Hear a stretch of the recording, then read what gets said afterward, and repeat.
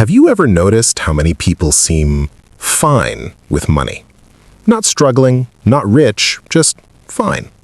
They pay their bills, they go on a vacation or two, they upgrade their phone every couple of years. And somehow, year after year, nothing really changes. This is the financial comfort zone. And it's one of the most effective traps modern society has ever built. Let's walk through a familiar situation. Imagine someone in their late 20s or early 30s. They live in the US or Europe, they're educated, they work full-time. They earn, say, $65,000 a year. After taxes, health insurance, and social contributions, that becomes roughly $4,000 a month in take-home pay.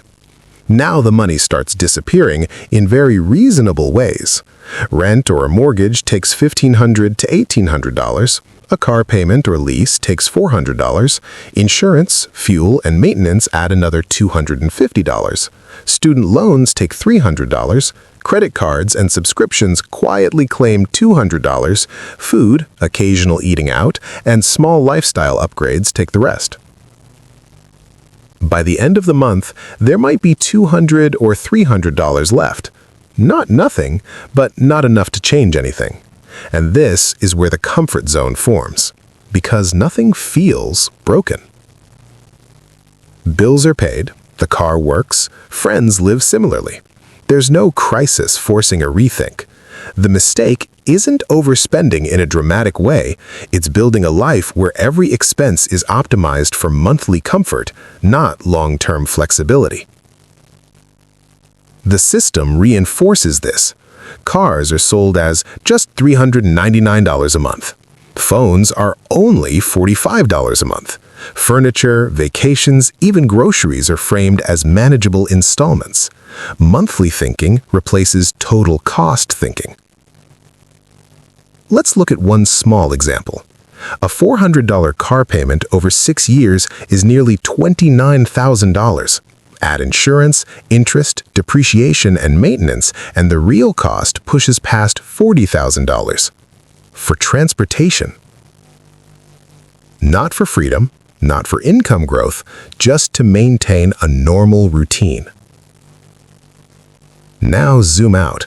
If someone keeps an extra $400 tied up in car payments from age 25 to 45, that's $96,000 in cash flow they never control. Invested conservatively over time, that difference can quietly become hundreds of thousands. But that future cost doesn't feel real today. The monthly payment does. This is the psychological core of the comfort zone. Humans heavily discount the future. We feel present convenience far more strongly than future optionality. And socially, average has become the benchmark. If everyone around you has car payments, subscriptions, and lifestyle debt, avoiding them feels extreme, even if it's mathematically rational. So people don't ask, does this slow my future? They ask, can I afford this right now? That single shift in question is powerful. Over decades, the long-term impact is subtle but brutal. Income rises, but lifestyle rises with it. Net worth barely moves. Work becomes mandatory, not optional. The person isn't poor, they're permanently dependent on their salary. Financially intelligent people don't necessarily earn more. They think differently about comfort. They see comfort as something to build later, not consume early.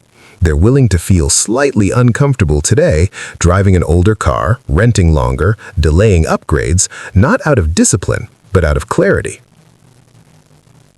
They understand that freedom isn't about deprivation, it's about not pre-spending future income. They optimize for margin. Margin in time, margin in choices, margin in stress. The goal isn't to reject modern life, it's to avoid designing a life where nothing can ever change without pain.